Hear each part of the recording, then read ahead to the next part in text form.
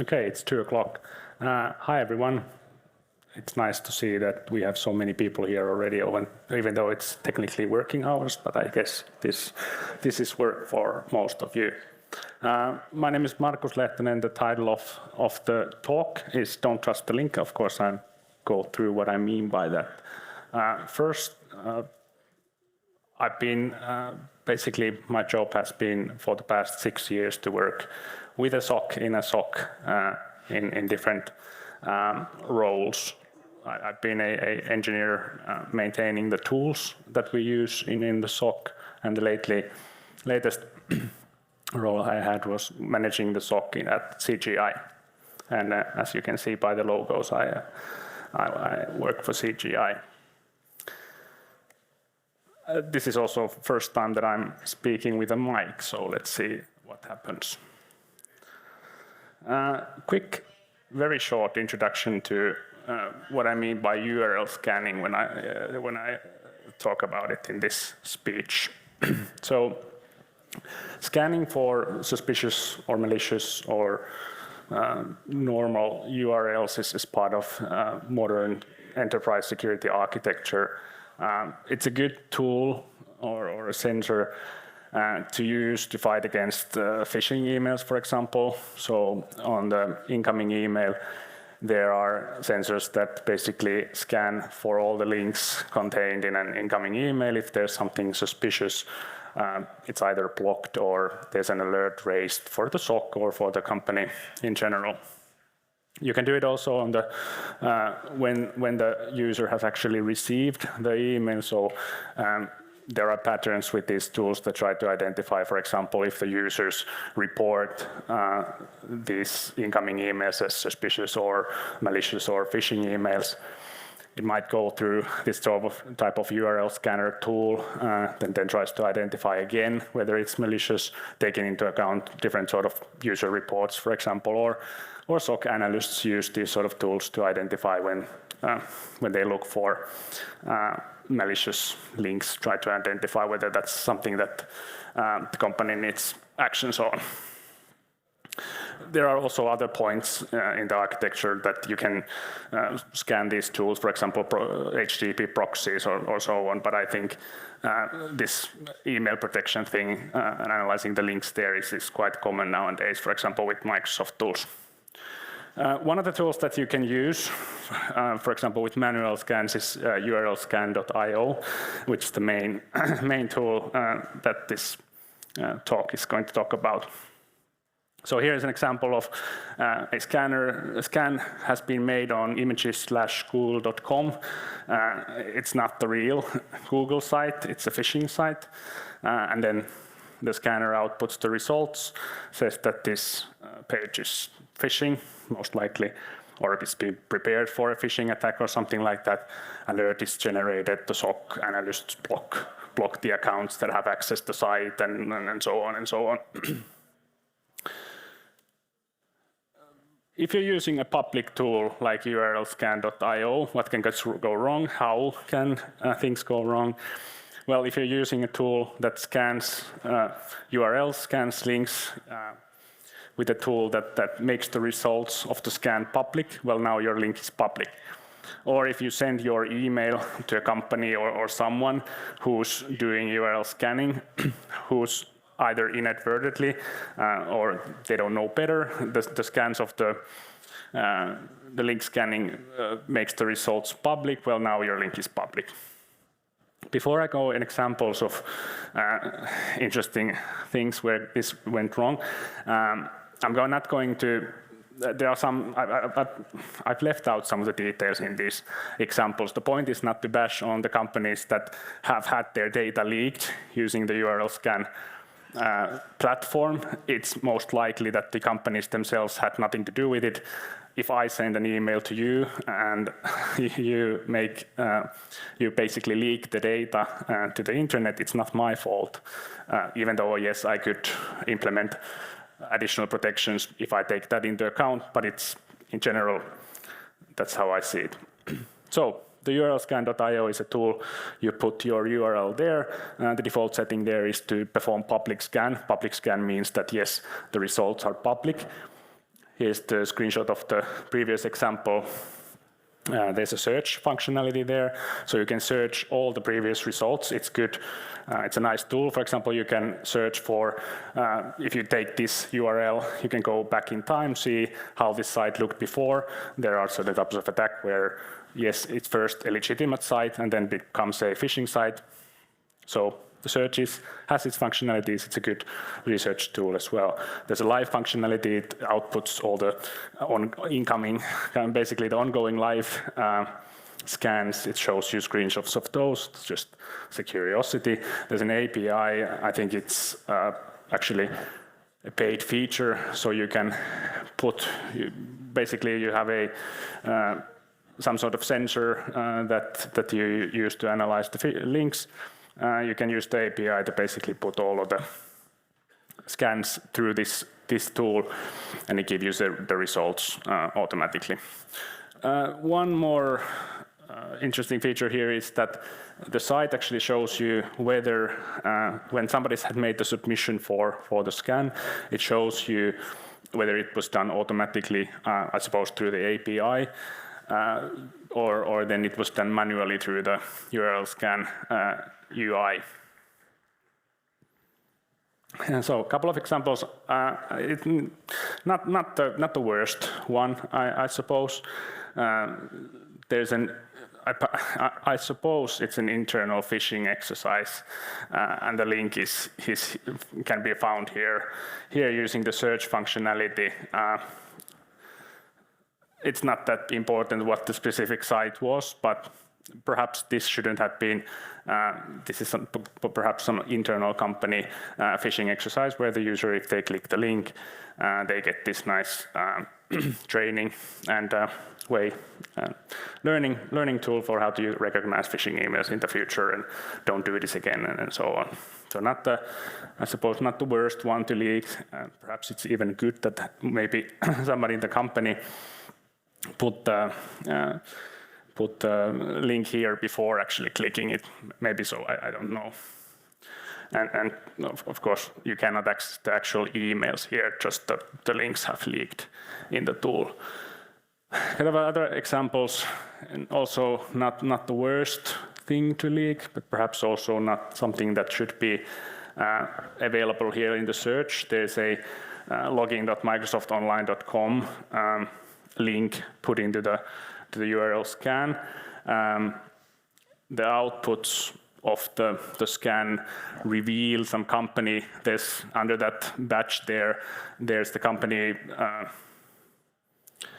photo there, and there's a auto-filled basically email address there for the convenience of the user.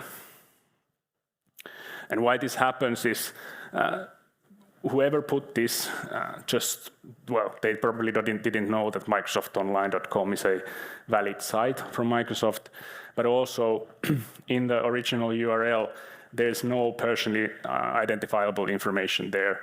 So just having the link, they couldn't have known, maybe they should have known, but they didn't know that when put into the tool, it outputs. Basically, it generates this sort of effective URL, which is the URL that you end up after a couple of redirects there. Another example that did have a real-world effect, maybe you cannot see it that well, but this is actual LinkedIn unsubscribe page. It looks suspicious, I know, but it's an actual unsubscribe link. When the scanner did scan the email that contained many of the links, under the email, there's usually an unsubscribe link there. Very convenient for you to unsubscribe if you don't want those nasty marketing mails from LinkedIn. But perhaps this was inadvertent, I would say, the least from LinkedIn to have no checks before the link has. Or then it's a good thing. I don't know. Depends how you look at it. From LinkedIn perspective, not intended, I suppose. And they might start wondering why all of their marketing email subscribers just disappear in the bulk. Another example, there's a company that has also a marketing email system. Same thing. Just by scanning the link, you've immediately unsubscribed from the marketing mails. Interesting, the same issue here, that from the link, if you can see it, there's the submitted URL. There's no way of knowing by just looking at the link, if you get that link on your hands and you want to scan it and think that there's nothing private there that would leak, but there's nothing that would say that, okay, this link ends up in a unsubscribed page. So it's just email.company.com/some random ID. Then if we go, it goes a bit further. So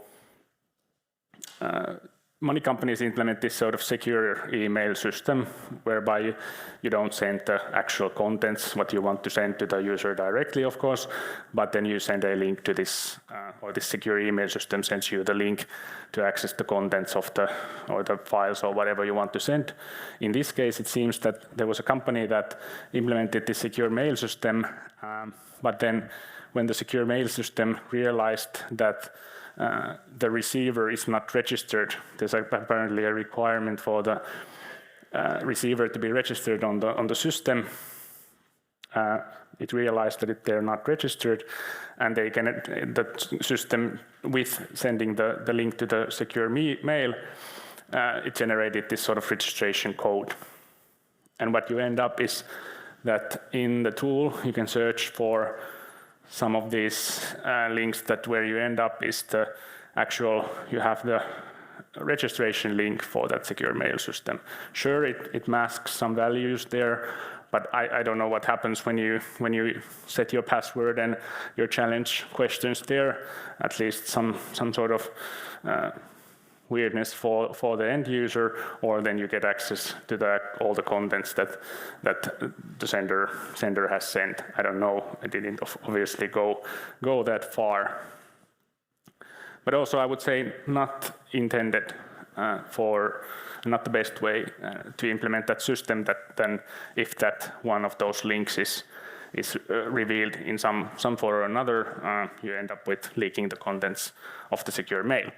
Here's one example also that perhaps some know. This is a Deltagon secure mail system, and once you have the link, in this case it's a Finnish police secure mail system, once you have the link yourself, just put the URL in the browser bar and access the site, and just click continue in this screen, and then you get access to the secure contents of the mail. If somebody has used this Deltagon system before, you know that there are some additional protections here. So if somebody opens the link, you cannot use another IP address for opening the link anymore. So there are additional protections to it. But if you basically, if you're quick enough, if the end user is slow enough, what you end up is actually leaking the contents of the mail, or the secure mail itself. A couple of more examples. Here's an event invite for a European Union agency.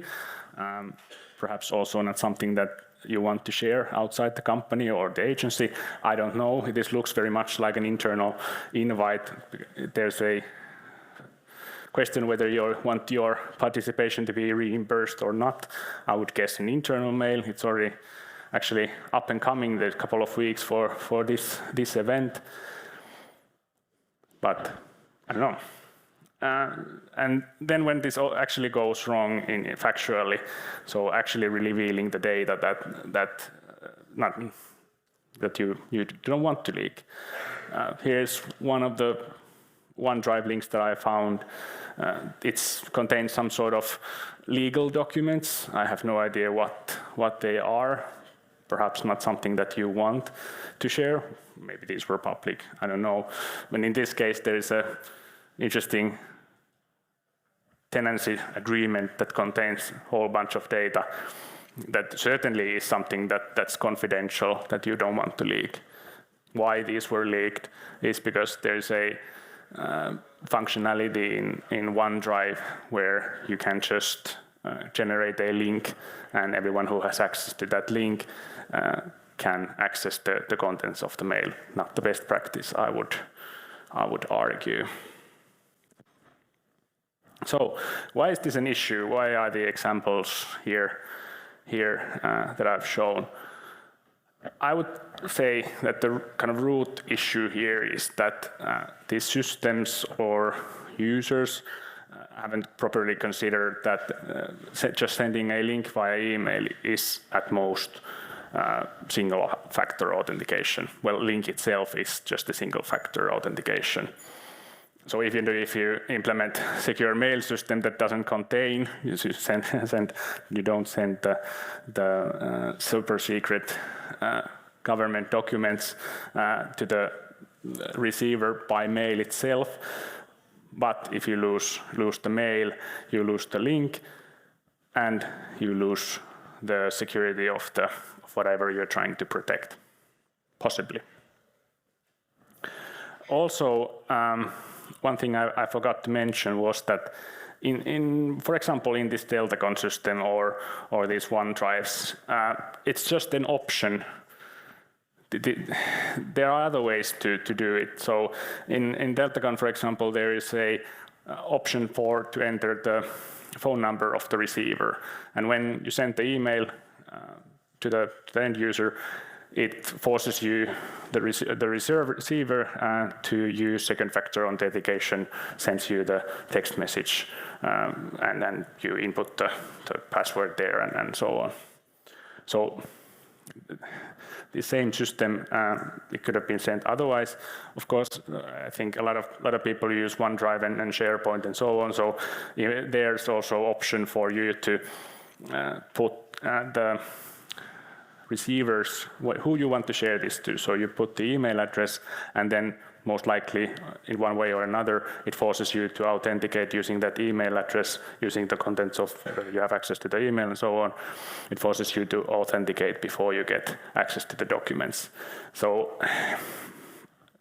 the systems have been configured or developed in a way where it's optional for you to provide additional security there, but you cannot expect an average user to understand what are the implications if you don't use the optional features, or in what case you should.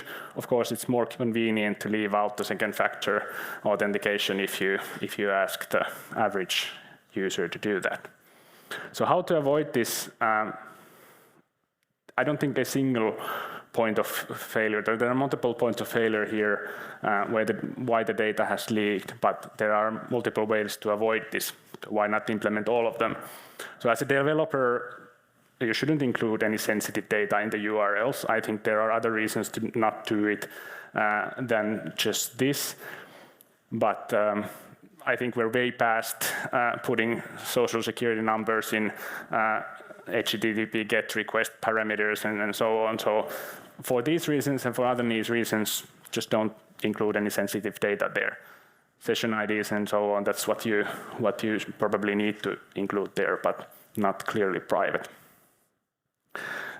When you design these systems, don't assume that the average user knows how to add security and will add that security. So for example, the second factor authentication or any authentication whatsoever anyway, they will just go to kind of implement the minimum that they need to get their work done.